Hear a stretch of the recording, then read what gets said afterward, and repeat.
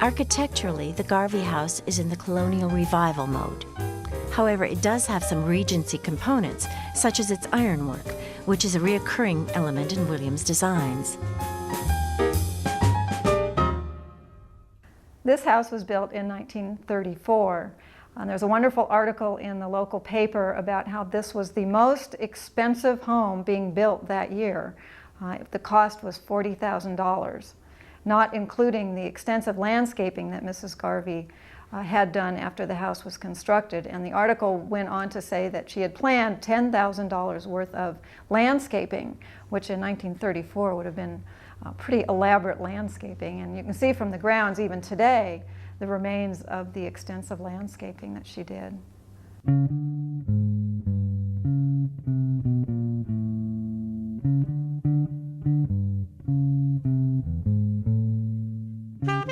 Paul Revere Williams apprenticed with a landscape architect and believed the grounds of a house were an extension of the dwelling, to be designed in harmony with the building.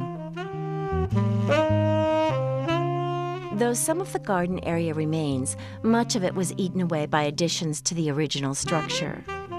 A portion of the surrounding wall is intact, with its curved patio area. 2 wrought iron gates still give access to the grounds, but the decorative pieces that once adorned the entries are long gone, seen only in old photographs. The Garvey House was constructed as a duplex, but the present owner, Ardith Baldwin, has integrated it into a single home. I purchased this house in December 1972 and December of 1978 because it was a duplex, and that's when both sides were available to buy.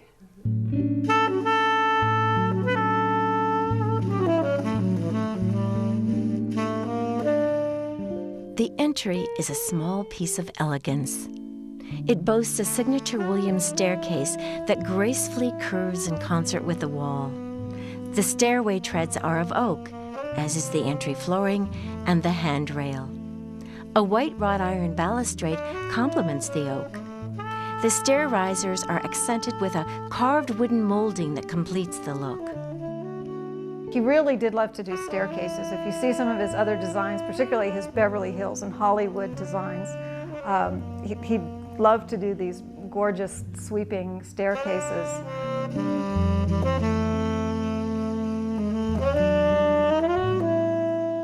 To our left is the living room. Here we see in abundance the details for which architect Paul Revere Williams is known. Though the design fundamentals within this room are traditional, Williams used those classical elements to different effect. It has been said of Paul Williams that he was able to take traditional designs and make them modern. And in fact, I think you can see that in this house. If you look at some of the wonderful interior details like the columns and the beautiful fireplaces, they are very traditional, and nothing's more traditional than a column, you know, the original architectural features. But he makes it very modern and very chic, if you will. And many of his houses have this chic feel to them. And you can see that in this house. So, who exactly was Paul Revere Williams? What were the beginnings of this man? After designing homes for the likes of Lon Chaney, Barbara Stanwyck, and Tyrone Power, he was dubbed Architect to the Stars. But how did it all begin? He has a wonderful history because he was orphaned at the age of 4. He was an African American, grew up in Los Angeles, and as a young man in high school decided that he wanted to pursue a career in architecture. And his teacher at the time discouraged him strongly because of the discrimination that he would meet in trying to embark on a career like architecture. But he was very much determined to do what he loved. He was very artistic and a very wonderful architect with a lot of promise. So he persisted on his dream and ultimately became very successful, but it was a difficult road for him.